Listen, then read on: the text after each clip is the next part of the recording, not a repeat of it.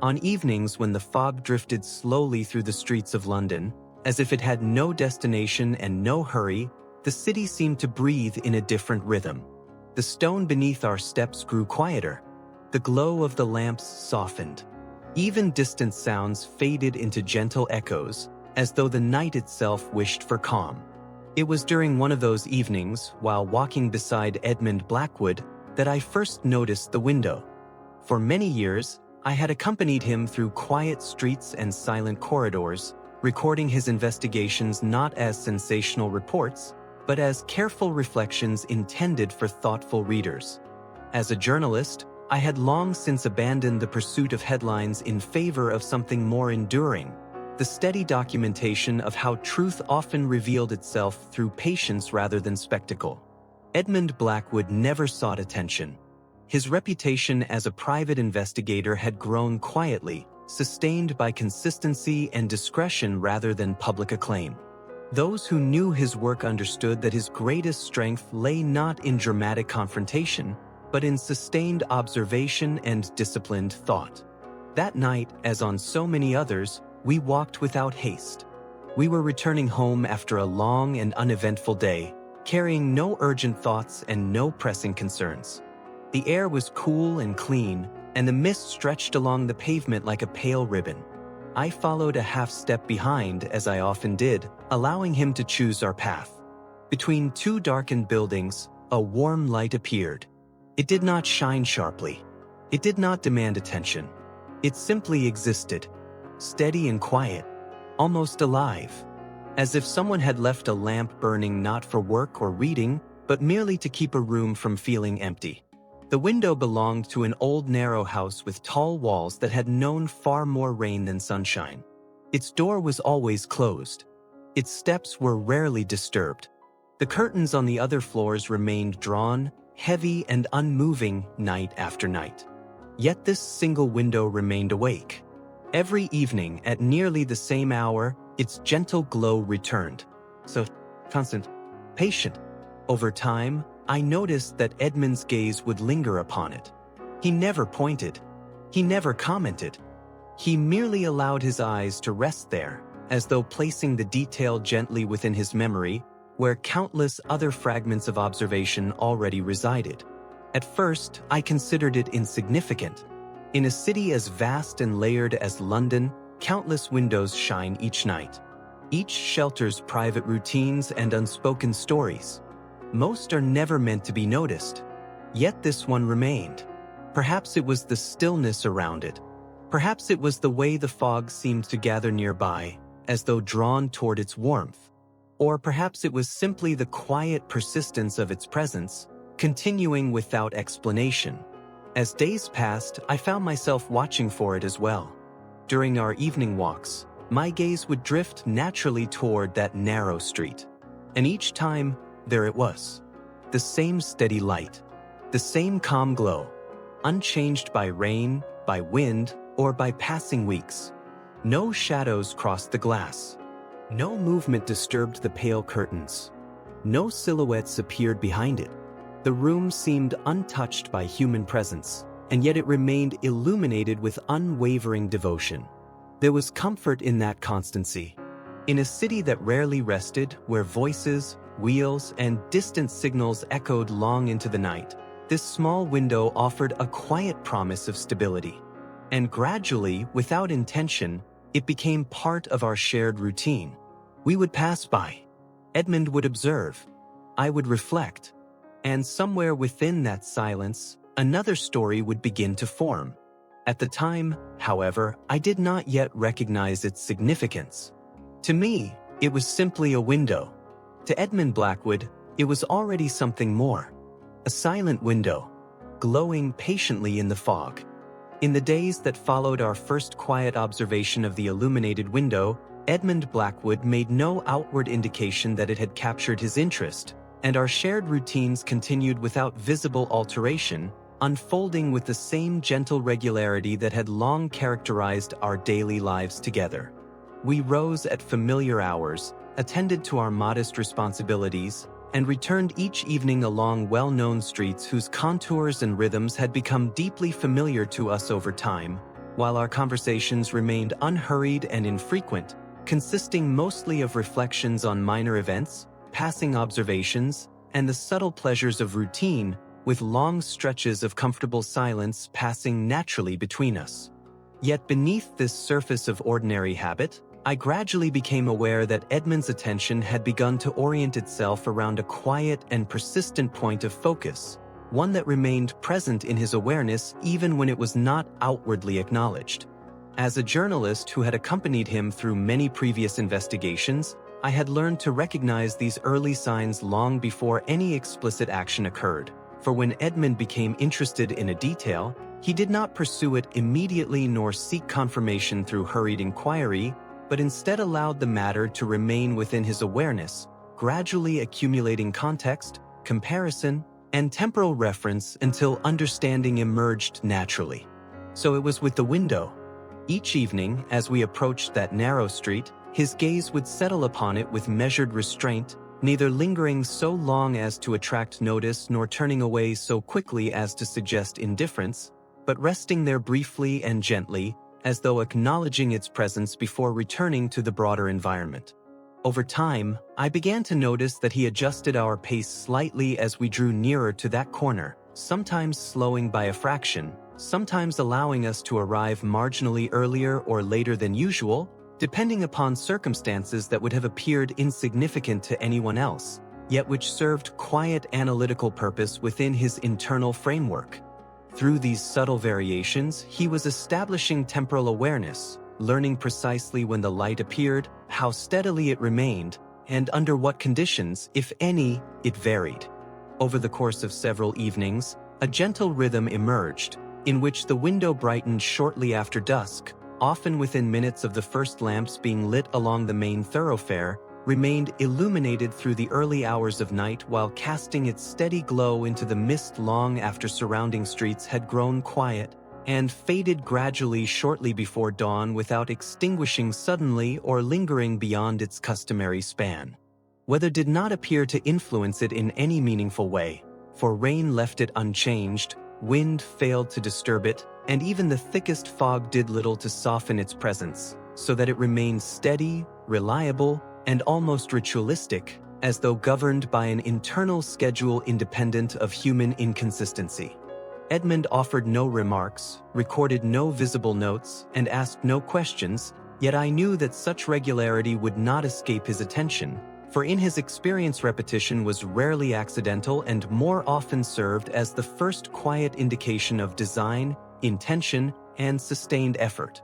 As days passed, his observations expanded beyond the window itself, and without drawing attention to his actions, he began to examine the surrounding environment with increasing subtlety, studying the alignment of neighboring roofs, the angles formed by lampposts and drain pipes, the arrangement of doors and service entrances along the street, and the spacing of garden walls and fences, each feature being absorbed silently into his evolving mental framework.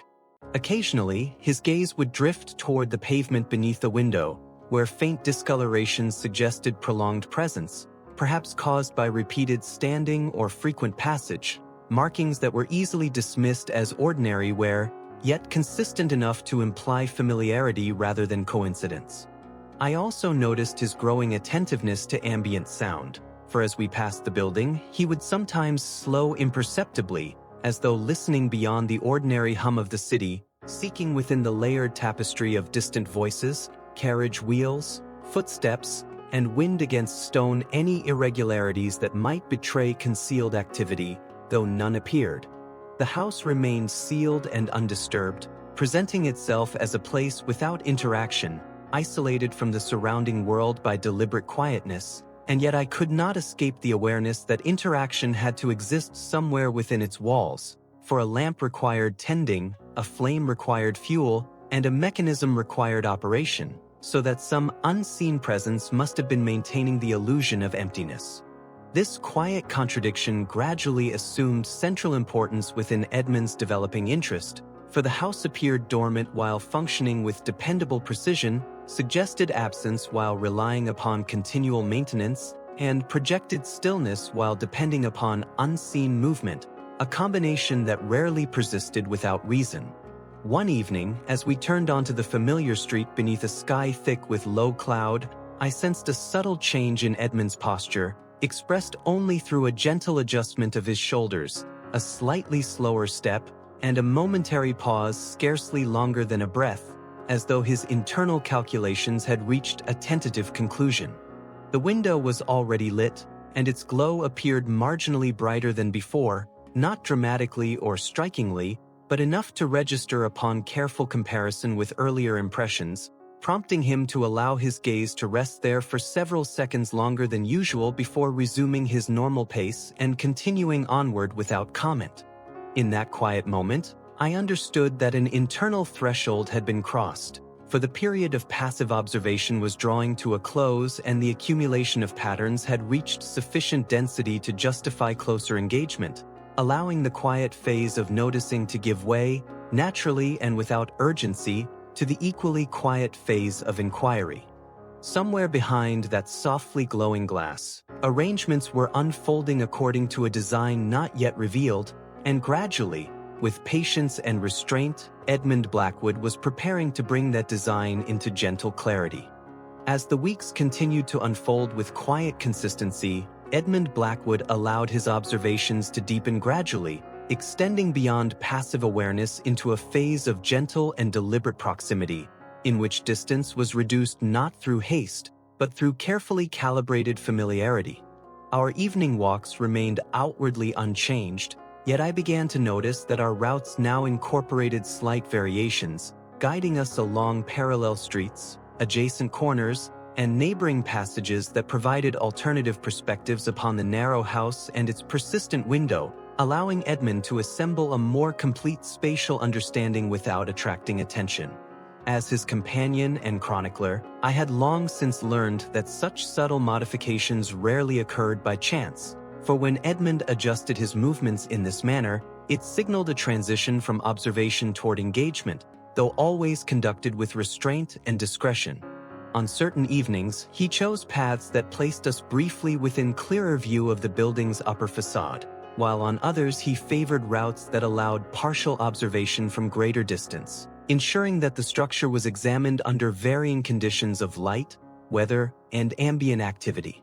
Through this method, he gradually established a mental map of visibility, reflection, and concealment, noting how shadows formed along the brickwork, how lamplight intersected with window panes, and how fog altered perception across different angles and distances.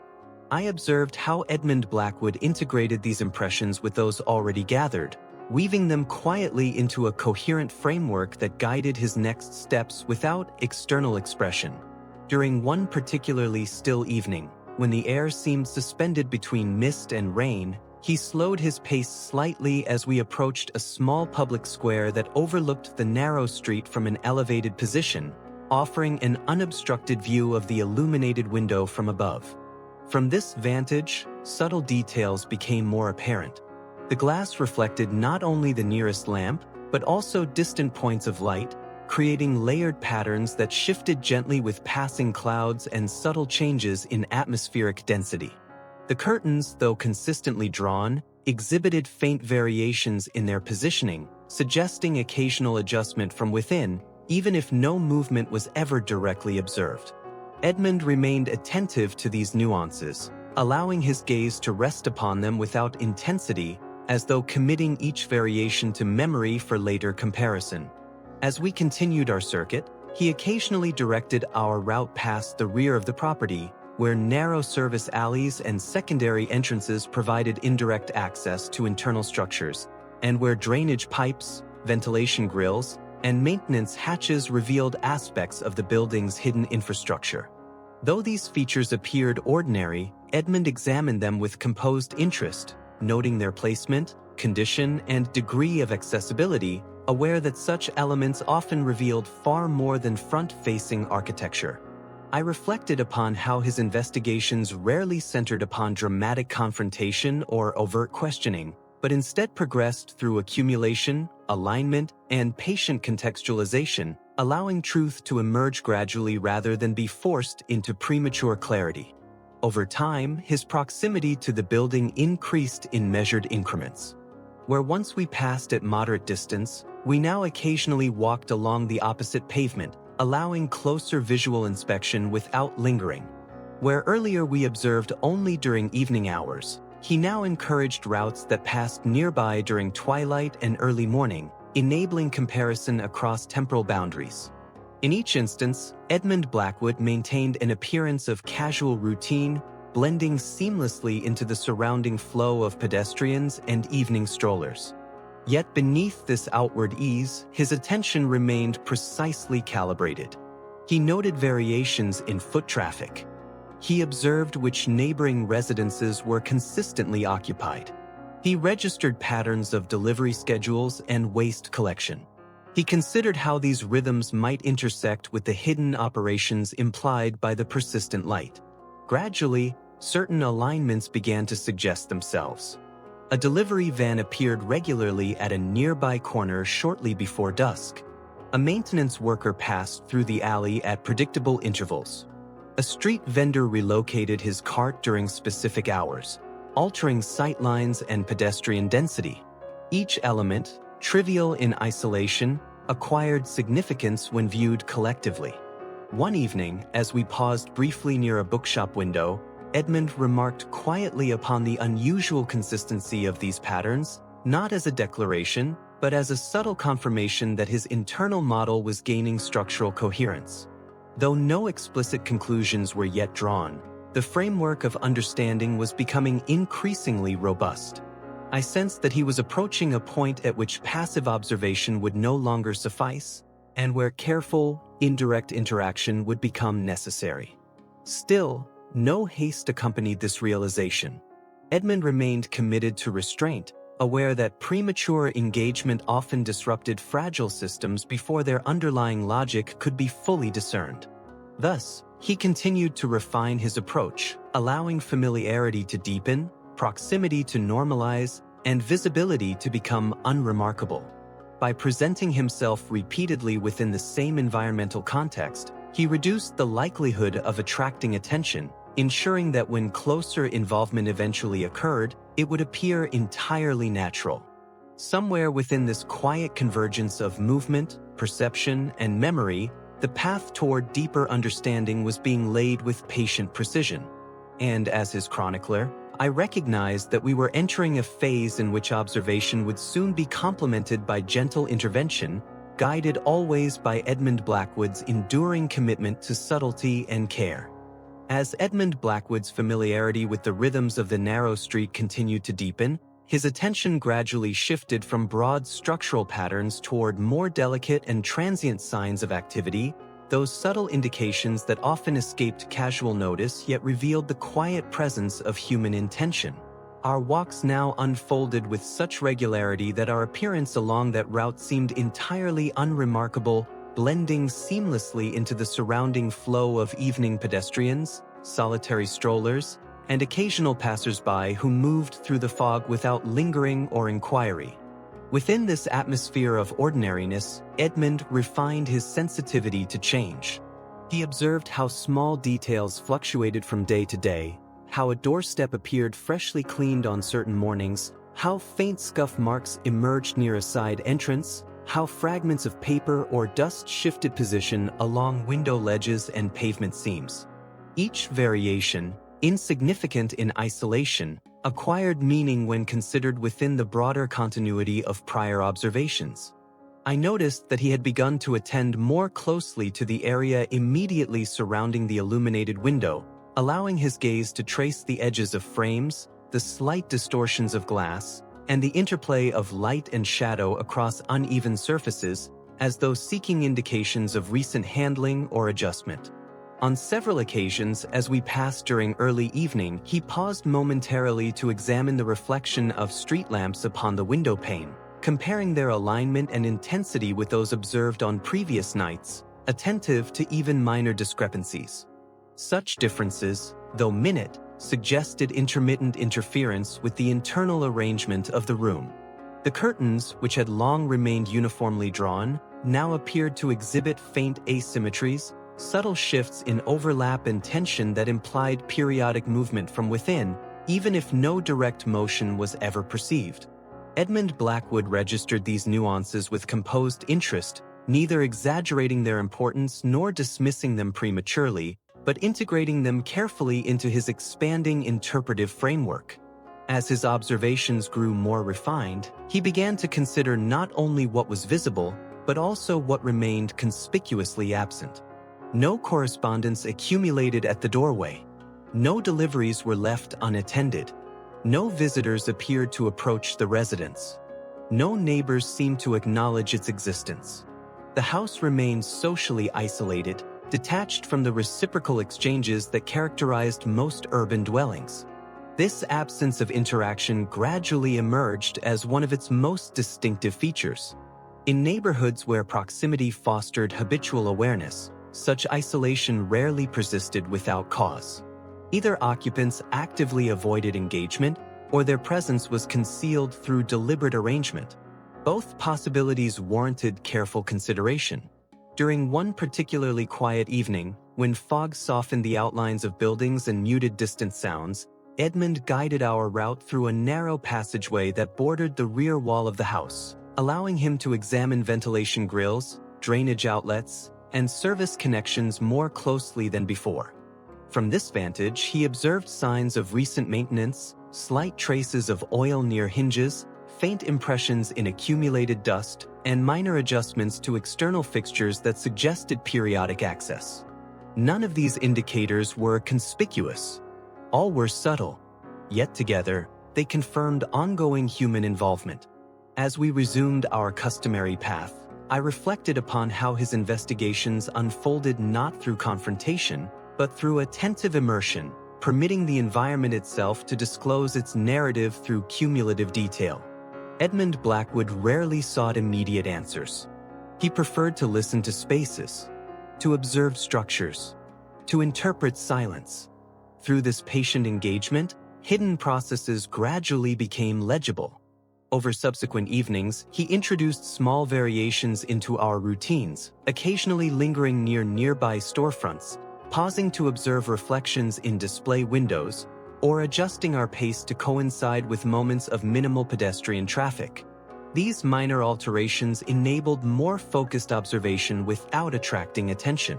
They also permitted him to assess how the illuminated window responded to external fluctuation, whether its brightness altered with passing shadows, whether internal movement coincided with nearby activity, whether subtle changes in environment produced corresponding adjustments within.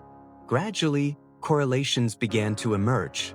The light appeared slightly dimmer during periods of increased street traffic. It grew marginally brighter when the surroundings were still. Curtain adjustments occurred most frequently during late evening hours, when ambient noise provided natural cover. These relationships, though understated, indicated responsive awareness within the residence. Someone inside was monitoring external conditions. Someone was adjusting accordingly. Yet this awareness remained carefully concealed. No mistakes were made. No patterns were exaggerated. No signals were offered. The internal presence operated with quiet competence.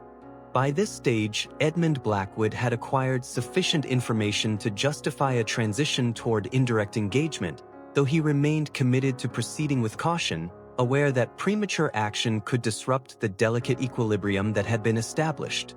Still, I sensed that his analytical process was approaching a point of convergence, where accumulated observations would soon crystallize into tentative hypotheses. For now, however, he continued to refine his understanding through observation alone, allowing each new detail to settle into place without haste. Somewhere within the softly illuminated room, unseen routines continued their careful execution. And slowly, with characteristic patience, Edmund Blackwood prepared himself for the next phase of inquiry. As Edmund Blackwood's careful observation of the narrow street and its quietly illuminated window continued to mature, his attention gradually settled upon a detail so modest that it might easily have escaped notice had it not been considered within the broader context of accumulated impressions and long-established familiarity. It was during one of our customary evening walks, when the air was cool and the fog lay lightly upon the pavement, that I first became aware of a faint irregularity near the base of the building's front wall, positioned just below the window that had long sustained our interest. At first, it appeared to be nothing more than a minor discoloration upon the stonework, a subtle variation in tone that might reasonably be attributed to moisture, age, or ordinary wear resulting from years of exposure to weather and foot traffic. Yet Edmund Blackwood regarded it with quiet attentiveness. Without altering his pace or direction, he allowed his gaze to pass briefly over the area, absorbing its form and texture while maintaining the appearance of casual movement, as though no particular feature had captured his attention. Over subsequent evenings, he continued to observe the same location whenever our route brought us near, comparing its appearance under varying conditions of light, humidity, and shadow, and gradually forming a more precise understanding of its nature. Through this repeated exposure, the irregularity began to reveal itself not as a random stain, but as a shallow indentation, scarcely perceptible at a distance, yet clearly defined when examined with familiarity. Its outline suggested repeated contact, as though some object or surface had brushed against the stone in precisely the same position over extended periods of time. The surrounding area displayed no comparable markings. Adjacent sections of wall remained smooth and unaltered. Only this small region bore the imprint of persistent interaction. Edmund Blackwood incorporated this observation into his broader analysis with characteristic restraint, refraining from premature interpretation while continuing to gather complementary evidence. As days passed, he subtly adjusted our walking patterns to allow slightly closer proximity to the marking, enabling more detailed visual assessment without attracting attention. From these vantage points, additional nuances became apparent. The indentation exhibited faint horizontal striations, suggesting repeated contact with a textured material. Its depth varied slightly along its length, indicating gradual accumulation rather than sudden impact. Traces of fine dust occasionally collected within its recesses, only to be disturbed and redistributed at irregular intervals. Such details implied recent activity. Someone or something continued to interact with that precise section of wall. I reflected upon how easily such a feature might be dismissed by an untrained observer, regarded merely as a trivial imperfection among countless others, yet within Edmund's analytical framework, it assumed growing significance as part of a larger pattern of concealed routine.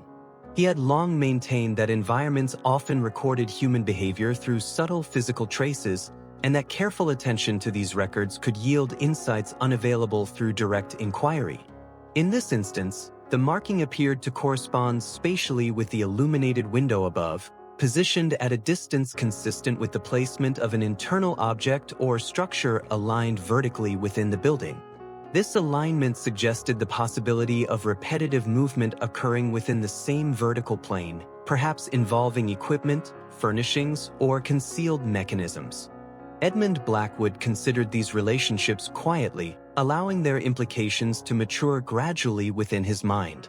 During one particularly clear evening, when the fog had momentarily receded and street lamps cast sharper reflections upon surrounding surfaces, he slowed our pace marginally as we approached the building, affording himself a slightly extended opportunity to examine the indentation's contours and surface characteristics. From this closer perspective, he noted faint metallic residues embedded within the stone's microfractures, visible only when illuminated at certain angles. These residues suggested periodic contact with metal components, further reinforcing the notion of mechanical interaction rather than incidental wear. Such findings deepened the emerging narrative.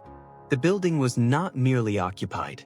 It was actively utilized in a manner requiring repeated, controlled movement. This activity occurred with sufficient regularity to imprint itself upon the surrounding architecture, yet with sufficient discretion to remain undetected by casual observation. Over subsequent evenings, Edmund correlated this physical evidence with previously observed temporal patterns, noting how minor disturbances to the marking's dust accumulation often coincided with subtle variations in the window's brightness and curtain positioning. These correlations strengthen the hypothesis that the illuminated room served as the operational center of a concealed routine. Still, he refrained from acting upon these conclusions.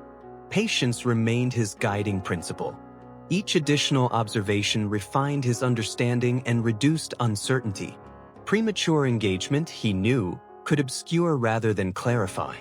Thus, he continued to observe with measured composure, permitting the stone itself to disclose its history through incremental revelation.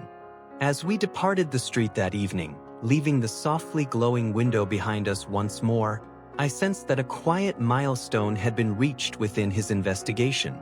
The house had begun, at last, to yield tangible evidence of its hidden processes. And Edmund Blackwood, attentive as ever to the language of subtlety, was steadily preparing himself for the next phase of careful inquiry. As Edmund Blackwood continued to integrate the physical evidence provided by the marked stone into his broader analytical framework, his attention gradually expanded beyond inanimate traces toward the possibility of recurring human presence, guided by the understanding that sustained activity rarely occurred without some degree of visible participation, however carefully concealed. Our evening walks remained outwardly unchanged, unfolding with the same measured cadence that had long characterized our shared routines, yet within this constancy, Edmund's awareness became increasingly attuned to subtle variations in the surrounding social environment. He began to observe not only the house itself, but also those who passed near it with sufficient frequency to suggest habitual association. At first, these observations revealed nothing of immediate significance. Pedestrians followed ordinary patterns. Shopkeepers closed their establishments at predictable hours. Residents returned to their dwellings with familiar regularity. The street presented itself as unremarkable and orderly. Yet over time, a faint irregularity began to emerge.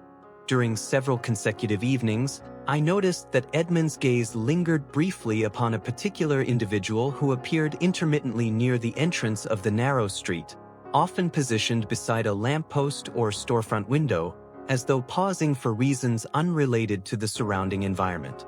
This individual, a man of modest height and unobtrusive appearance, wore simple dark clothing and carried himself with restrained composure, blending easily into the background of urban life. His presence was never conspicuous. He neither loitered excessively nor moved with undue haste.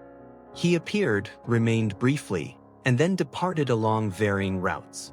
At first, I assumed that he was merely another passerby whose routine happened to coincide temporarily with ours. However, Edmund Blackwood's continued attentiveness suggested otherwise. Over subsequent evenings, this same figure reappeared with notable regularity, often within a narrow window of time corresponding closely to the period during which the illuminated window was most active. Sometimes he stood quietly near the corner, observing the flow of pedestrians. At other times, he paused near a closed shopfront, adjusting his coat or examining some small object in his hands. On occasion, he crossed the street in unhurried fashion, lingering briefly within sight of the building before continuing onward. Each appearance was unremarkable in isolation. Together, they formed a pattern. Edmund incorporated these observations into his growing internal model, noting the individual's approximate arrival times, durations of presence, and chosen departure routes, while remaining careful not to fix his attention upon him in any manner that might attract notice. As part of this quiet process, Edmund subtly varied our own movements, sometimes slowing slightly, sometimes altering our path by a few steps, in order to observe the individual from different angles and distances without creating a consistent point of reference. Through these adjustments, additional details gradually became apparent. The man avoided prolonged eye contact. He rarely interacted with others. He maintained consistent spacing from nearby pedestrians. His movements reflected an awareness of his surroundings that exceeded ordinary caution. Yet he exhibited no overt signs of nervousness or agitation. Rather, his demeanor suggested practiced restraint. I reflected upon how such comportment often characterized those who sought to observe without being observed, to remain present without becoming prominent. Edmund Blackwood, having encountered similar behavioral patterns in previous investigations, recognized these signs without haste or judgment. He neither assumed guilt nor dismissed coincidence. He simply continued to observe. On one evening, as fog drifted low across the street and muted the reflections of nearby lamps, the individual paused longer than usual near the building's entrance, positioning himself momentarily within the shadow cast by an adjacent doorway. From this vantage, he appeared to direct his attention briefly toward the illuminated window, before adjusting his posture and resuming his slow departure. The gesture was subtle. It could easily have gone unnoticed. Yet Edmund perceived it. He registered not only the movement, but also its timing, its duration, and its alignment with previous observations. From that moment onward, the presence of this individual assumed greater significance within his analytical framework. He began to correlate the man's appearances with variations in internal activity suggested by changes in light intensity, curtain positioning, and disturbances to the stone marking. Gradually, a tentative association emerged. The man's presence often preceded or followed subtle internal adjustments within the house. The relationship was not perfectly consistent. There were exceptions. There were deviations. Yet the overall correspondence exceeded what might reasonably be attributed to chance. Still, Edmund Blackwood refrained from direct engagement. He understood that premature contact could disrupt fragile behavioral patterns before their underlying structure was fully revealed. Instead, he maintained his commitment to patience, allowing the individual's routines to stabilize further before considering intervention. As we continued our walks, passing beneath softly glowing lamps and through drifting mist, I sensed that another layer of the mystery had begun to take shape. The house was no longer merely an isolated structure marked by mechanical regularity. It was now connected, however discreetly, to a human presence moving through the surrounding environment with quiet purpose. And Edmund Blackwood, attentive as ever to the interplay between place and person, was steadily preparing to explore this connection with characteristic care. As Edmund Blackwood's awareness of the recurring individual near the narrow street continued to develop, his attention gradually shifted toward identifying tangible connections between that quiet presence and the concealed activity within the illuminated house, guided by the understanding that repeated human movement almost always left subtle physical records, however carefully such movement was managed. Our evening walks proceeded with their accustomed regularity, unfolding along familiar routes that now served not only as paths of routine, but also as observational corridors through which Edmund quietly refined his understanding of the evolving situation. Within this framework, he began to examine transitional spaces more closely, those intermediate zones that lay between public thoroughfares and private interiors, such as alleyways, service passages, rear entrances, and recessed doorways, recognizing that such spaces often bore the clearest evidence of discrete passage. During several consecutive evenings, he guided our route past a narrow service lane that ran parallel to the rear wall of the house, a passage seldom used by ordinary pedestrians and largely concealed from main streets by adjoining structures and overhanging eaves. Though outwardly unremarkable, this lane exhibited subtle signs of intermittent use. Its paving stones displayed uneven wear. Accumulations of dust were disturbed in irregular patterns. Small fragments of debris shifted position over time. These details, easily overlooked by casual observers, formed part of Edmund Blackwood's expanding archive of environmental memory. He observed how certain sections of the lane appeared more frequently traversed than others, suggesting preferred routes of movement, while adjacent areas remained comparatively undisturbed. Such selective wear indicated purposeful navigation rather than random passage. As we continued along this path on multiple occasions, additional nuances emerged. A loosely affixed drain cover exhibited slight rotational displacement. A wooden service door displayed faint polish along its handle. A narrow gap between adjacent buildings showed signs of repeated contact, marked by smoothed edges and compressed debris. Each of these elements contributed incrementally to a growing pattern of concealed transit.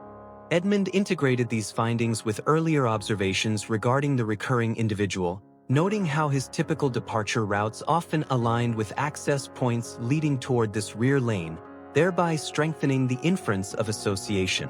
Yet, as with all aspects of his inquiry, he refrained from drawing immediate conclusions. Correlation, he maintained, was only meaningful when sustained across time and circumstance. One evening, when rain had fallen lightly throughout the afternoon, leaving the stone surfaces damp and receptive to imprint, Edmund slowed our pace slightly as we entered the service passage, allowing his gaze to survey the ground with heightened attentiveness. Within this softened surface, he identified faint impressions consistent with recent foot traffic, their depth and spacing indicating measured, habitual movement rather than hurried traversal. The impressions were neither numerous nor chaotic. They suggested singular, repeated passage. Furthermore, their alignment corresponded closely with the orientation of the marked stone beneath the front window, implying coordinated internal and external movement patterns. This spatial coherence reinforced the hypothesis that the building's internal activity extended outward through discrete channels of access. Over subsequent evenings, Edmund continued to monitor these transitional spaces under varying conditions of light and weather, confirming that disturbances within the service lane appeared and faded in accordance with cycles of internal activity suggested by window illumination and curtain adjustment. Such synchronization indicated structured operation rather than spontaneous behavior. I reflected upon how his investigations unfolded through layered interpretation, each new observation refining rather than replacing previous understanding, allowing a comprehensive narrative to emerge organically from accumulated fragments. He did not seek isolated clues. He sought systems, patterns, interdependencies. Through this approach, seemingly unrelated details gradually converged into coherent representation. By this stage, Edmund Blackwood had established a provisional map of movement linking the illuminated room, the marked stone, the recurring individual, and the concealed passageway, forming a network of relationships that suggested purposeful design. Still, he remained cautious. The presence of a pattern did not, in itself, reveal motive or intention. Understanding function required deeper engagement. Thus, he continued to observe, resisting the impulse to intervene until the operational logic of the system became sufficiently transparent. As we departed the service lane one evening, returning once more to the softly lit main street, I sensed that another threshold had been quietly crossed. The mystery had progressed beyond isolated phenomena. It had assumed structural form. And Edmund Blackwood, attentive to every subtle transition, was preparing to explore that structure with deliberate restraint and unwavering patience. As Edmund Blackwood's understanding of the concealed network of movement surrounding the illuminated house continued to mature, his attention gradually shifted toward identifying points at which internal activity intersected, however subtly, with the external rhythms of the surrounding neighborhood, guided by the awareness that even the most carefully concealed operations required occasional interaction with the broader environment. Our evening walks remained steady and predictable, preserving the appearance of unremarkable routine. Yet within this familiar framework, Edmund refined his sensitivity to transitional moments, those brief intervals during which internal processes manifested faintly in the public sphere. Through patient observation, he began to notice that certain minor variations in the surrounding street activity coincided repeatedly with periods of intensified illumination within the upper room. During these intervals, nearby shopkeepers lingered slightly longer before closing, street vendors adjusted their positions with unusual consistency, and delivery carts appeared at peripheral intersections with subtle regularity. These patterns, though indistinct in isolation, suggested indirect accommodation of concealed activity. Over time, Edmund identified a particular corner shop situated 2 streets away whose closing schedule exhibited slight but persistent fluctuation corresponding with the window's brightest phases. On evenings when the illuminated room appeared especially active, the shop remained open marginally later, its interior lights dimming only after the surrounding streets had largely emptied. Conversely, on quieter nights, it closed promptly at its customary hour. Such alignment implied a tacit relationship, whether intentional or incidental. To explore this connection without disruption, Edmund subtly incorporated extended pauses near nearby storefronts into our routine, allowing him to observe the flow of goods, personnel, and minor transactions that might reveal indirect channels of support. From these vantage points, he noted the movement of small parcels exchanged discreetly between shop attendants and passers-by, often occurring during brief lulls in pedestrian traffic and conducted without overt acknowledgement. These exchanges were swift. They attracted little attention. They blended seamlessly into the ambient activity of the street. Yet their timing and consistency distinguished them from ordinary commerce. I observed how Edmund Blackwood registered these interactions without overt reaction, absorbing each detail into his internal framework while maintaining an expression of casual detachment. He noted packaging materials. He considered parcel dimensions. He assessed frequency and distribution. Each element contributed incrementally to an emerging picture of peripheral support. As weeks passed, additional correlations became apparent. The recurring individual previously observed near the narrow street occasionally appeared near this corner shop shortly before or after periods of heightened internal activity, sometimes pausing briefly near its entrance before continuing along his route. On several occasions, he departed carrying small wrapped items consistent with those exchanged inside. Though these items were modest in size, their regularity suggested logistical significance. Edmund integrated these findings with earlier observations regarding concealed passageways and mechanical routines, gradually recognizing a distributed network of minor interactions sustaining the central operation within the illuminated house. This network functioned without centralized visibility, relying instead upon localized familiarity, routine accommodation, and unspoken coordination.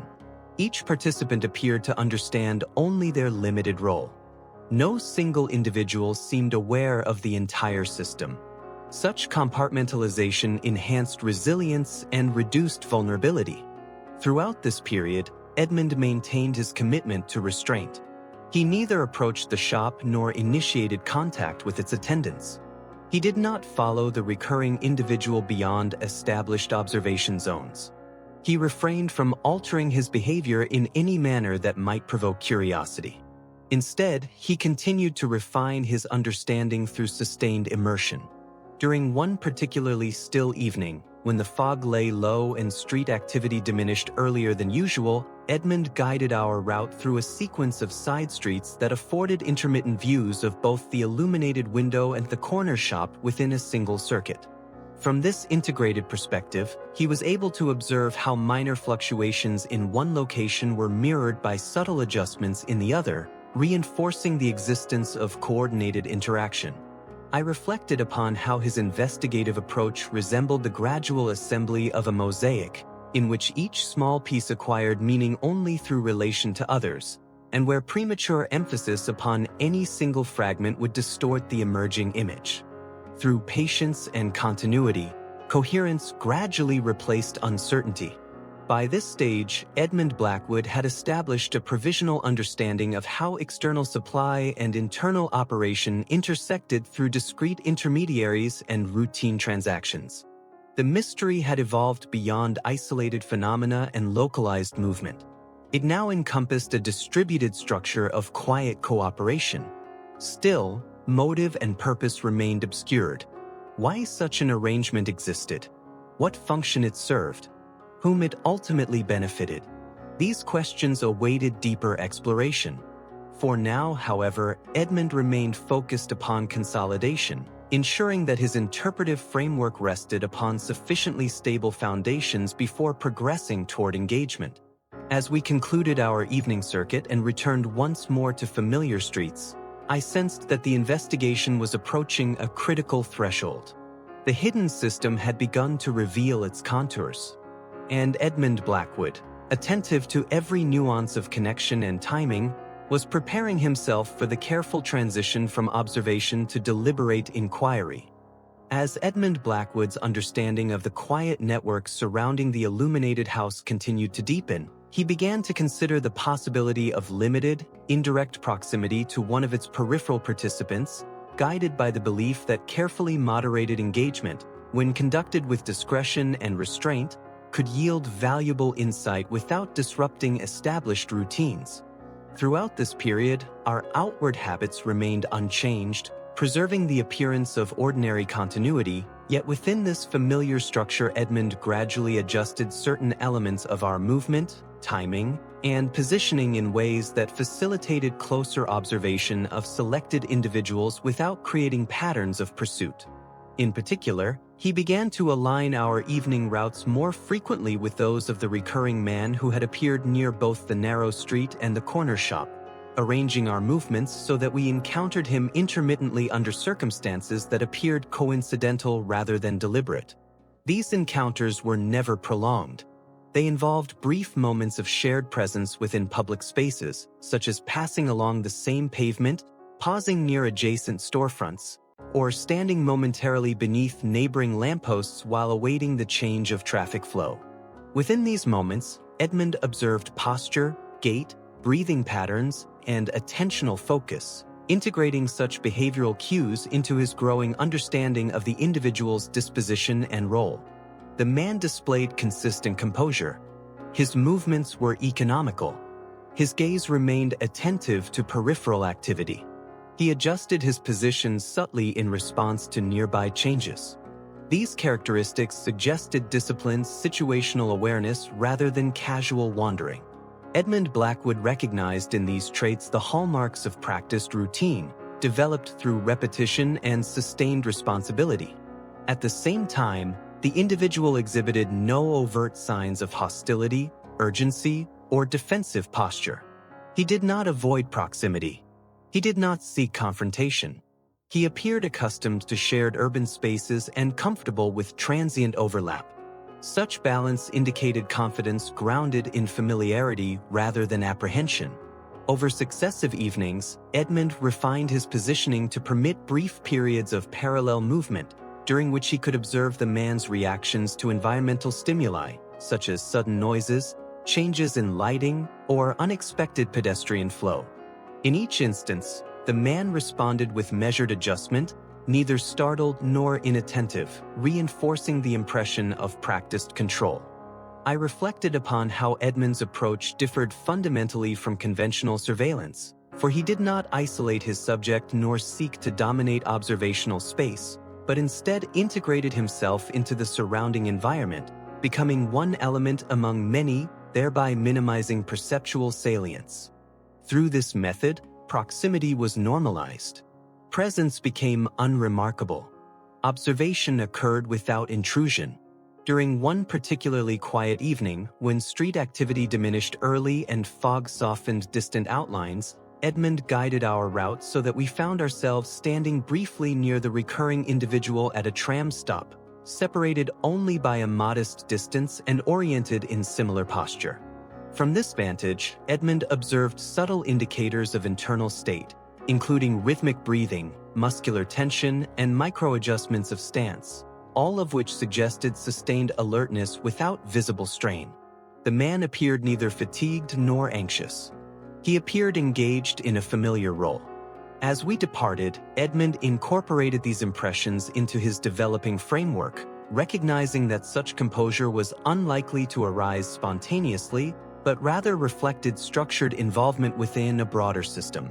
Over subsequent evenings, he continued to refine this moderated proximity, occasionally allowing our paths to intersect in varied contexts, thereby confirming the consistency of the man's behavioral profile across different conditions. No contradictions emerged. No deviations disrupted the pattern. The individual remained reliably composed, attentive, and integrated. By this stage, Edmund Blackwood had accumulated sufficient behavioral evidence to suggest that this peripheral participant possessed both awareness of internal operations and responsibility for maintaining external coordination. Yet motive and degree of knowledge remained uncertain. The man might have been fully informed. He might have been partially informed. He might have been deliberately compartmentalized. Understanding these distinctions required further engagement. Still, Edmund resisted the impulse to advance prematurely. He understood that trust, even in minimal form, developed gradually through familiarity and predictability. Abrupt interaction would risk destabilizing carefully maintained routines. Thus, he continued to cultivate measured distance, allowing repeated benign proximity to normalize shared presence without provoking curiosity.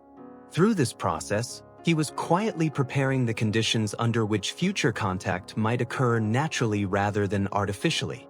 As we continued our walks beneath softly glowing lamps and drifting mist, I sensed that the investigation had entered a new phase, in which observation and participation began to overlap subtly, blurring traditional boundaries while preserving discretion. And Edmund Blackwood, attentive to every nuance of timing and demeanor, was patiently guiding this transition with characteristic precision. As Edmund Blackwood continued to maintain his carefully balanced proximity to the recurring individual without altering the outward appearance of our shared routine, he remained attentive to the possibility that, in time, circumstances might produce a natural opportunity for indirect interaction, one that would arise organically from established patterns rather than through deliberate orchestration. He understood that such moments could not be forced. They emerged only when familiarity had been sufficiently normalized, when repeated encounters had rendered shared presence unremarkable, and when the environment itself provided a context in which limited engagement appeared neither suspicious nor intrusive.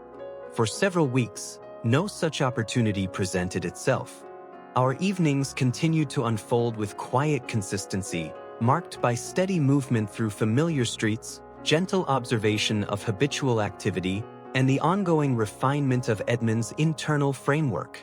The recurring individual remained predictable in his conduct. He appeared at similar hours. He followed comparable routes. He maintained his composed demeanor. Nothing disrupted the established equilibrium. Then, on one particularly cool evening, when a light drizzle had settled over the city and softened the edges of sound and movement, circumstances aligned in a manner that subtly altered this balance. We had paused briefly near a small covered arcade, allowing the passing rain to diminish before continuing onward, when the recurring individual approached from the opposite direction and took shelter beneath the same overhang. The space was narrow. The number of pedestrians was limited. The ambient noise was subdued. Within this setting, shared presence became momentarily unavoidable. Edmund Blackwood adjusted his posture slightly, neither retreating nor advancing, allowing the situation to remain neutral and unremarkable. He adopted the relaxed stance of an ordinary passerby awaiting improved weather conditions, positioning himself at a respectful distance while maintaining peripheral awareness. The individual mirrored this composure. He stood quietly. He avoided direct eye contact. He attended to his surroundings without fixation. No indication of discomfort or surprise appeared. For several moments, we remained in this configuration, united only by circumstance and weather, while rain traced faint patterns upon nearby stone and glass. During this interval, Edmund observed subtle aspects of the man's behavior that had previously remained inaccessible, including small adjustments of grip upon his coat, minor shifts of weight, and the cadence of his breathing. These details reinforced earlier impressions of practiced attentiveness and disciplined self-regulation. When the rain diminished sufficiently to permit continued movement, the individual departed first, resuming his customary route without hesitation or visible reaction. Edmund followed several moments later, preserving the natural sequencing of unrelated pedestrians. No words were exchanged, no gestures acknowledged, yet the brief proximity had yielded valuable information. It had demonstrated that shared presence could occur without destabilizing established patterns, confirming that limited interaction, if appropriately contextualized, might be possible in the future. Over subsequent evenings, Edmund reflected quietly upon this encounter, integrating its implications into his evolving strategy. He recognized that the individual's lack of visible response suggested either confidence in anonymity or acceptance of incidental contact as routine. In either case, it reduced the risk associated with gradual engagement. Encouraged by this development, Edmund subtly adjusted certain elements of our routine to increase the probability of similar incidental encounters, without compromising the appearance of randomness. He introduced minor variations in timing. He selected routes with overlapping pedestrian flows. He favored transitional spaces where brief convergence occurred naturally. These modifications were so slight that even I, despite long familiarity with his methods, perceived them only through careful reflection. Through these refinements, additional moments of shared proximity gradually accumulated. We found ourselves standing near the individual at street crossings, passing him on narrow pavements, pausing near adjacent storefronts, waiting beneath neighboring lampposts. Each encounter remained brief. Each appeared coincidental. Each reinforced mutual familiarity without provoking scrutiny. Over time, the individual's demeanor towards such proximity exhibited subtle relaxation. His posture became marginally less guarded. His movements slightly less calculated. His awareness of surrounding presence remained intact, yet no longer displayed heightened vigilance. This evolution suggested growing normalization of shared space. Edmund Blackwood interpreted this shift as an indication that conditions were approaching suitability for minimal, non-intrusive engagement. Still, he refrained from initiating contact. He remained committed to allowing environmental context to govern progression. Premature intervention would risk disrupting delicate behavioral equilibria that had taken months to establish. During one evening, as we paused briefly near a quiet newsstand, Edmund observed the individual examining a small printed notice affixed to a nearby post, lingering longer than usual before continuing onward. The behavior suggested momentary distraction, an opportunity, yet Edmund declined to act. He allowed the moment to pass unexploited.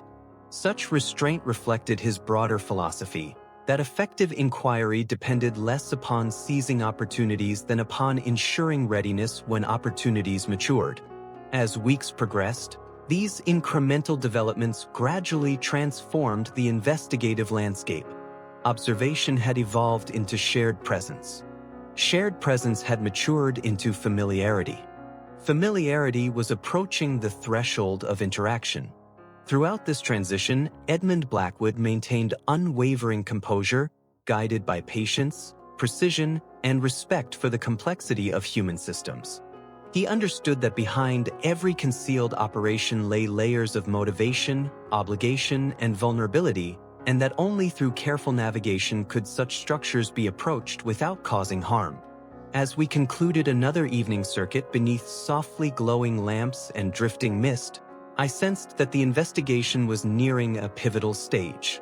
The boundaries between observer and participant were becoming increasingly permeable. The conditions for engagement were gradually assembling, and Edmund Blackwood, attentive to every nuance of timing and demeanor, was preparing himself to proceed with characteristic discretion and care. As Edmund Blackwood continued to cultivate the gradual normalization of shared presence with the recurring individual, he remained attentive to subtle shifts in behavioral patterns that might indicate readiness for minimal and unobtrusive engagement, guided always by his conviction that genuine insight could emerge only through respect for established rhythms and unforced interaction. Our evening walks persisted with their accustomed regularity, unfolding along familiar routes that now served simultaneously as pathways of routine and channels of refined observation, within which Edmund quietly adjusted timing, positioning, and movement in ways that facilitated natural convergence without artificial orchestration or perceptible intent. Over time, these adjustments produced increasingly frequent moments of incidental proximity, occurring within transitional spaces such as narrow pavements, sheltered arcades, tram stops, and street crossings, where shared presence appeared entirely ordinary and required neither acknowledgement nor explanation.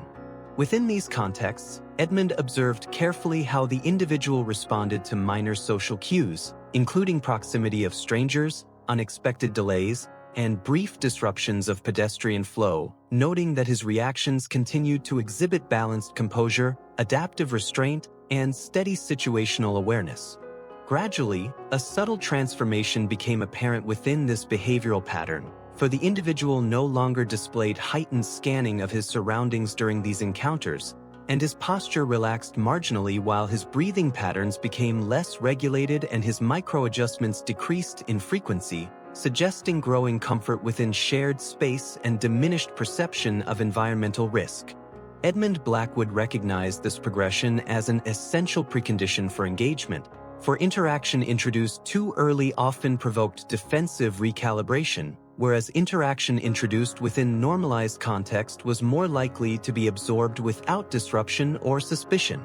During one particularly calm evening, when fog lay low across the streets and traffic subsided earlier than usual, we found ourselves standing briefly near the individual at a small public notice board positioned beside a closed bookshop, all three of us appearing to examine various posted announcements while awaiting the clearing of a narrow crossing.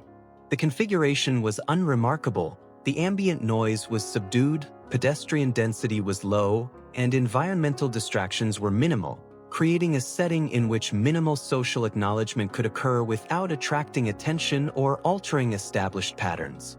Within this context, Edmund adjusted his stance slightly and allowed his gaze to rest momentarily upon one of the notices before shifting it gently toward the individual's line of sight, thereby aligning their visual focus without direct confrontation, after which he made a brief, neutral remark regarding the weather's persistent influence upon evening travel, delivered in a tone consistent with casual urban interaction. The comment was neither personal nor inquisitive, required no elaboration, and invited no disclosure, serving only to acknowledge shared circumstance within a socially acceptable framework.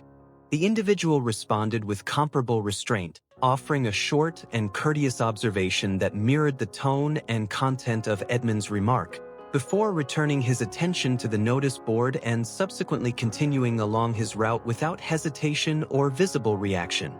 Though the exchange was brief and inconsequential in appearance, within Edmund's analytical framework it constituted a significant development, for it confirmed that interaction could occur without resistance, demonstrated willingness to engage at a minimal social level, revealed no immediate hostility or concealment, and preserved behavioral equilibrium.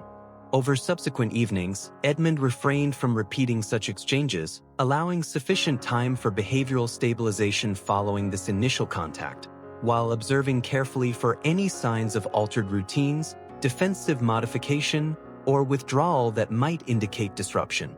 None appeared.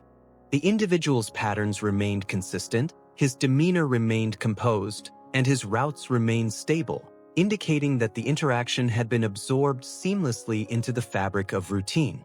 Encouraged by this outcome, Edmund gradually prepared for the possibility of limited expansion of contact, though always with caution and restraint, recognizing that each incremental increase in engagement carried proportional risk and that the success of further inquiry depended upon maintaining trust in the predictability of shared space.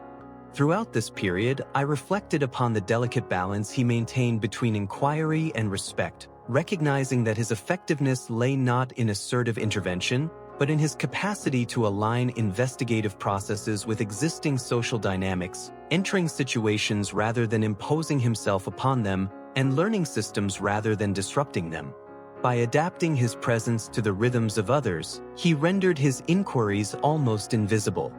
As weeks progressed, the implications of this initial exchange continued to unfold quietly as shared presence matured into minimal acquaintance evolved into contextual familiarity, and the foundations for deeper understanding were laid without haste, without force, and without disturbance.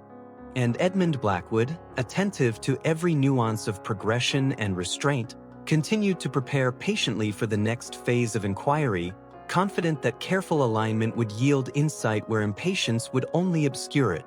As Edmund Blackwood continued to proceed with deliberate restraint following the initial moment of neutral exchange, he remained attentive to the gradual evolution of relational dynamics that unfolded through repeated, unobtrusive encounters, guided by his understanding that familiarity, when cultivated patiently, often revealed layers of behavior inaccessible through abrupt inquiry.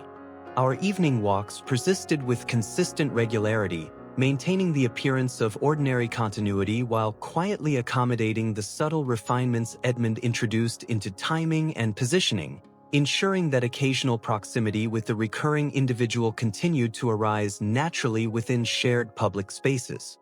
Through these repeated encounters, a modest degree of recognition began to emerge.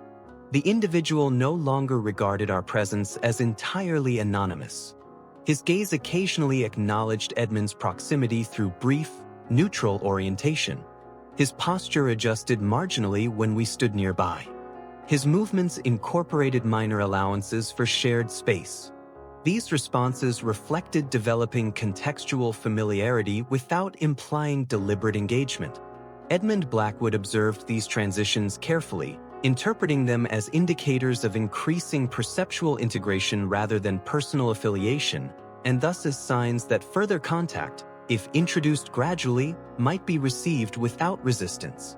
During several evenings, when pedestrian traffic was sparse and atmospheric conditions subdued, Edmund initiated additional minimal acknowledgments through situational commentary regarding routine matters such as minor changes in weather, temporary obstructions along commonly used routes, or variations in local lighting conditions.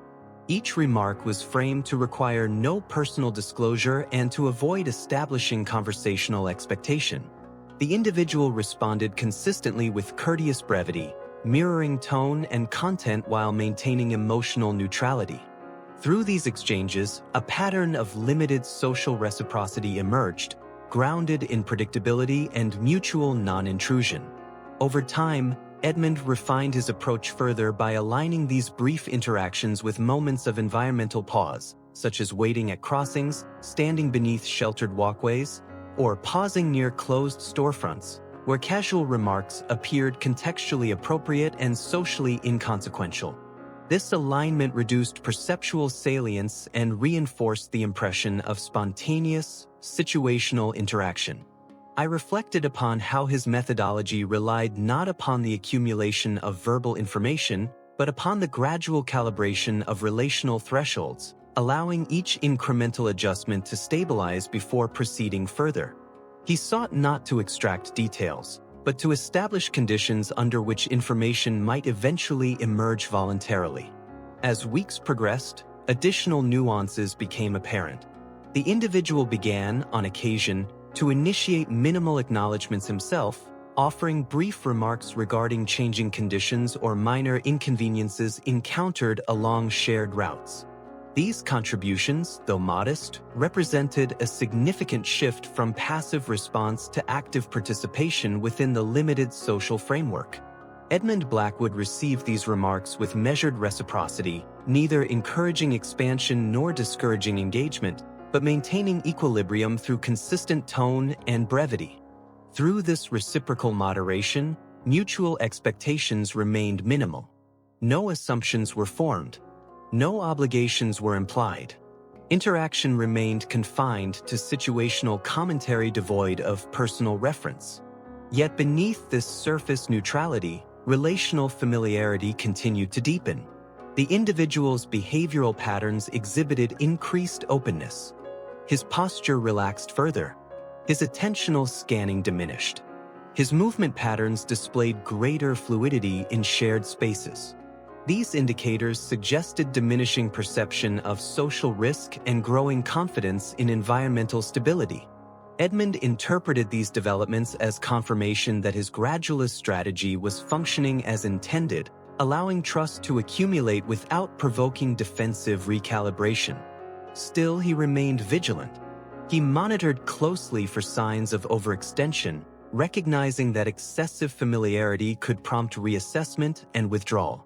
Accordingly, he periodically reduced the frequency of interaction, allowing relational equilibrium to consolidate. This cyclical modulation of engagement and withdrawal preserved balance and prevented dependency.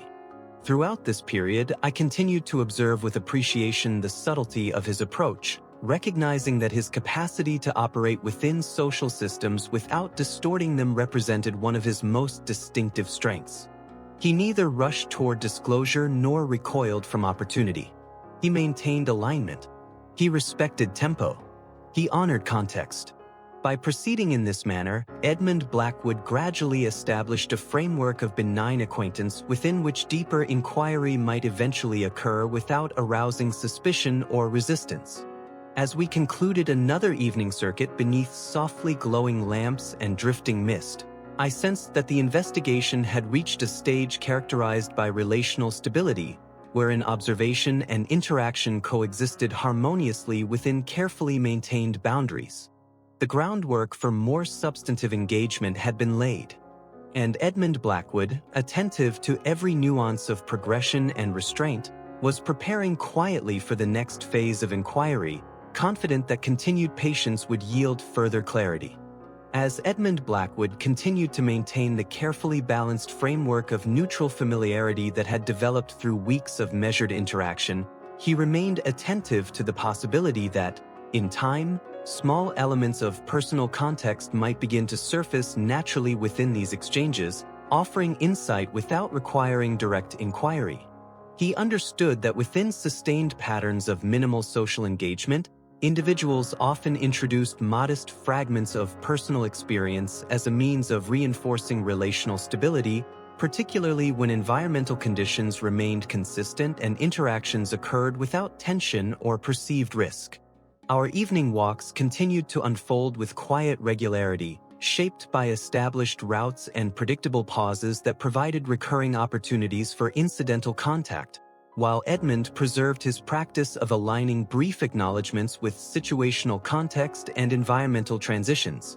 Within this framework, the recurring individual began, on occasion, to introduce slight variations into his remarks, shifting gradually from purely situational commentary toward understated references to routine obligations and habitual activities. These references were never explicit. They were not framed as confessions or disclosures. They appeared instead as passing observations embedded within otherwise neutral exchanges. During one evening, he mentioned, in an offhand manner, a minor adjustment to his schedule caused by delayed deliveries. On another occasion, he alluded briefly to additional responsibilities that extended his working hours beyond customary limits. At no point did he elaborate. At no point did he invite inquiry. Yet within Edmund Blackwood's analytical framework, such remarks represented meaningful developments. They indicated growing comfort with contextual self-reference. They suggested diminishing concern regarding anonymity. They reflected tentative integration of personal narrative into shared space. Edmund received these disclosures with measured neutrality, acknowledging them only insofar as courtesy required, and refraining from follow-up questions that might accelerate or destabilize the progression. He understood that premature probing could prompt reassessment and withdrawal, undermining the gradual accumulation of trust. Instead, he allowed each fragment of personal context to settle naturally into the relational environment, where it could be assimilated without pressure. Over subsequent evenings, similar references continued to appear intermittently. The individual spoke briefly of irregular maintenance tasks. He noted occasional difficulties coordinating schedules. He remarked upon the inconvenience of late-night responsibilities. Each comment was framed generically. Each avoided identifying specifics. Each preserved ambiguity. Yet collectively, they suggested sustained involvement in structured activity requiring reliability and temporal commitment. Edmund integrated these observations with earlier findings regarding logistical networks, concealed passageways, and distributed support systems, gradually recognizing alignment between personal references and operational demands. The individual appeared embedded within a framework of obligation extending beyond casual employment, consistent with participation in a coordinated enterprise. Still, Edmund refrained from explicit association. He did not reference the illuminated house. He did not mention the narrow street. He did not allude to observed patterns. He preserved the integrity of neutral context. By maintaining this restraint, he ensured that disclosures remained voluntary and self-regulated.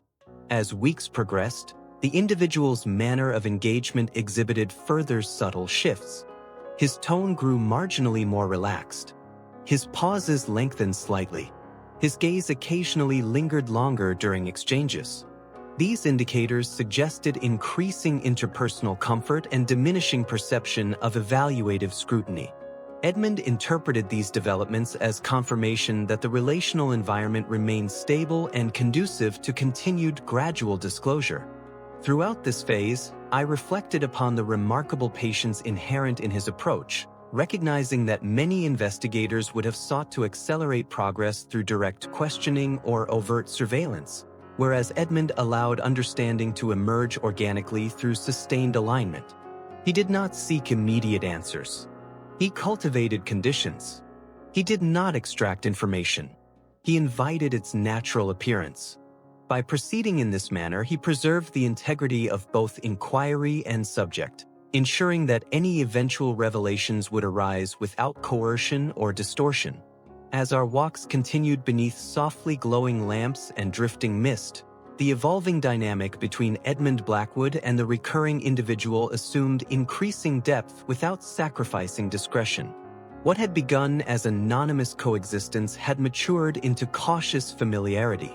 What had once consisted solely of situational remarks now incorporated modest elements of personal context. The foundation for deeper understanding had been strengthened, and Edmund Blackwood, attentive to every nuance of progression and restraint, was preparing quietly for the next phase of inquiry, confident that continued patience would yield further clarity in due course. As Edmund Blackwood continued to observe the gradual evolution of contextual familiarity and understated disclosure within his carefully maintained relational framework, he remained attentive to the possibility that, in time, subtle references might begin to reveal not merely personal circumstance, but the underlying purpose of the concealed activities surrounding the illuminated house. He understood that as trust stabilized and interaction normalized, individuals often relaxed internal boundaries sufficiently to allow fragments of professional or operational identity to surface, particularly when those identities were closely integrated into daily routine. Our evening walks persisted with consistent regularity, maintaining the appearance of ordinary continuity while quietly accommodating the subtle refinements Edmund introduced into timing and positioning, ensuring that incidental proximity and brief exchanges continued to arise naturally within shared public spaces. Within this environment of predictable interaction, the recurring individual's remarks began, on occasion, to incorporate indirect references to procedural responsibility, temporal coordination, and adherence to specific routines that exceeded the scope of ordinary employment. During one evening, he mentioned, in passing, the necessity of maintaining strict adherence to established schedules, noting that minor deviations could produce disproportionate complications. On another occasion, he alluded briefly to the importance of precise alignment between separate tasks conducted at different locations, emphasizing that even modest miscalculations required careful correction. These remarks were never elaborated. They were offered without emphasis. They appeared as incidental reflections rather than intentional disclosures. Yet within Edmund Blackwood's analytical framework, they represented significant developments. They suggested involvement in structured processes requiring synchronization and oversight. They implied participation in operations extending beyond localized activity. They indicated awareness of interdependence within a broader system. Edmund received these indications with measured neutrality, acknowledging them only through polite attentiveness and refraining from inquiries that might prompt defensive reassessment. He recognized that premature exploration of such themes could disrupt the delicate equilibrium that had been established through weeks of restraint. Instead, he allowed each fragment of operational context to integrate quietly into the evolving interpretive structure. Over subsequent evenings, similar references continued to surface intermittently. The individual spoke briefly of contingency planning. He mentioned occasional reviews of procedures. He remarked upon the necessity of maintaining consistency despite external fluctuations. Each comment remained generalized. Each preserved ambiguity. Each avoided explicit identification of location or function. Yet collectively, they reinforced the impression of participation in a coordinated enterprise characterized by formalized routines and distributed responsibility. Edmund integrated these observations with earlier findings regarding logistical exchanges, concealed access routes, and synchronized environmental adjustments, gradually recognizing a convergence of evidence pointing toward a deliberately organized operation functioning within and around the illuminated house. Still, he refrained from articulating conclusions. He did not seek confirmation. He did not test hypotheses overtly. He continued to prioritize alignment over acceleration. As the relational dynamic matured, additional subtle indicators emerged. The individual occasionally exhibited momentary hesitation before making certain remarks, as though internally assessing appropriateness. He sometimes adjusted phrasing mid-sentence to preserve generality. He maintained consistent avoidance of specific identifiers. These behaviors suggested conscious management of informational boundaries. Such self-regulation implied awareness of operational sensitivity and reinforced the inference of structured involvement. Edmund Blackwood regarded these signs as further confirmation of purposeful concealment rather than incidental privacy. Throughout this phase, I reflected upon the extraordinary precision with which he navigated evolving relational landscapes, balancing inquiry with discretion in a manner that preserved access while minimizing disruption. He neither pressed for clarity nor retreated from emerging significance. He maintained equilibrium. He honored tempo. He respected internal constraints. By proceeding in this manner, he ensured that any eventual revelation would occur within a context of mutual stability rather than coercion. As our walks continued beneath softly glowing lamps and drifting mist, the investigation assumed increasing conceptual clarity without sacrificing calm continuity. The concealed network no longer appeared merely habitual. It now revealed itself as organized, coordinated, and purpose-driven. The illuminated room, the logistical exchanges, the concealed passageways, and the disciplined behavioral patterns converged into a coherent operational structure. Yet its ultimate function remained obscured. For now, however, Edmund Blackwood remained focused upon consolidation, ensuring that his interpretive framework rested upon sufficiently stable foundations before advancing further. And with characteristic patience and composure, he prepared himself quietly for the final phase of inquiry that lay ahead. As Edmund Blackwood approached the concluding stage of his long and patient inquiry into the quietly coordinated activities surrounding the illuminated house, he remained guided by the same principles of restraint, attentiveness, and contextual sensitivity that had shaped every preceding phase of his work, understanding that resolution, when achieved without disruption, preserved not only accuracy, but also harmony. By this time, his internal framework had reached a state of gradual coherence, formed through the steady integration of countless small observations accumulated across weeks of attentive presence, careful alignment, and sustained reflection. The recurring individual's understated references to responsibility, the synchronized logistical exchanges, the concealed access routes, the patterned environmental adjustments, and the physical traces embedded within surrounding structures had merged slowly into a unified impression of organized activity maintained through deliberate discretion and collective discipline. Yet despite this accumulated understanding, Edmund continued to refrain from any form of abrupt confrontation or overt inquiry, recognizing that many organized systems emerged not from ill intent, but from necessity, adaptation, and shared commitment shaped by circumstance, and that meaningful comprehension required patience as well as evidence.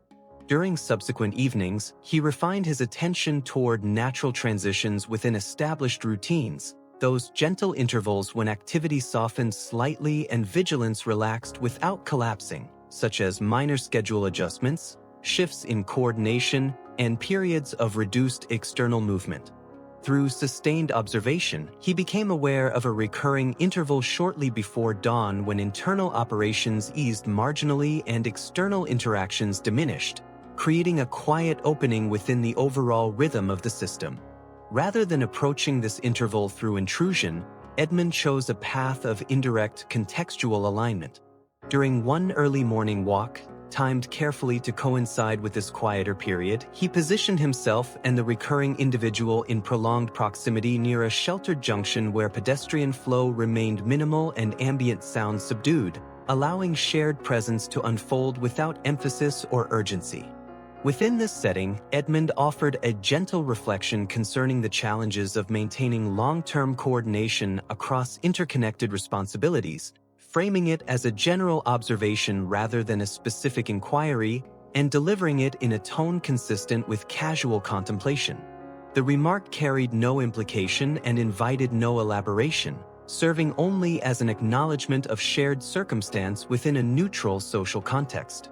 The individual responded after a brief pause with a measured acknowledgement that reflected mutual understanding without requiring explanation, as though recognizing a shared awareness that did not require articulation.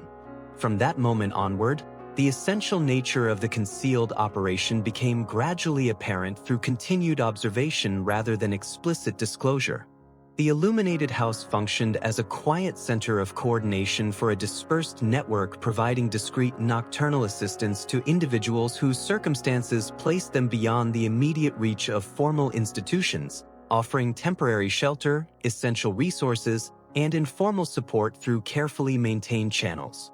Its activities were concealed not for advantage or deception, but to preserve fragile systems from disruption and misunderstanding.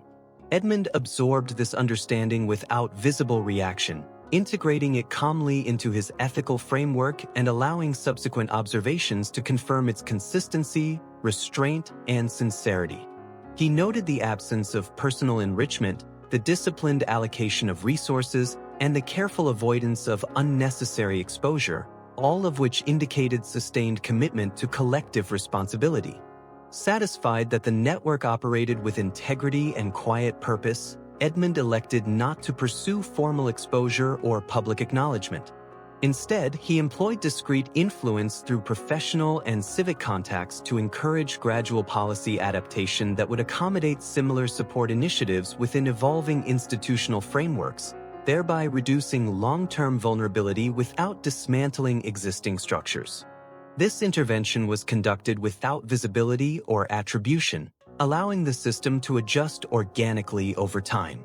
Gradually, external pressure diminished.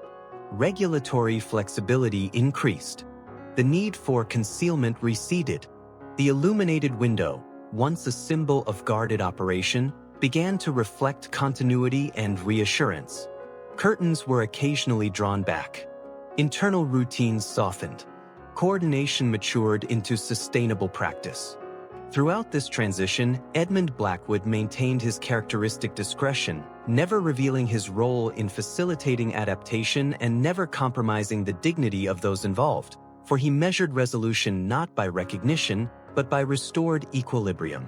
As our evening walks continued beneath softly glowing lamps and drifting mist, I reflected upon the quiet completeness with which this case had concluded, for no accusations had been voiced, no reputations damaged, and no unnecessary conflict provoked, yet clarity had been achieved, stability preserved, and assistance strengthened. In recording these events, I remained mindful of Edmund's enduring philosophy that truth approached with patience and respect often revealed pathways toward harmony rather than confrontation, and that careful understanding could accomplish more than forceful intervention. And so, as we passed once more along the now familiar street, observing the gentle glow of the window that had first drawn our attention many weeks earlier, I recognized that another chapter in Edmund Blackwood's quiet legacy had been completed, a mystery resolved not through spectacle, but through empathy, precision, and unwavering commitment to balance.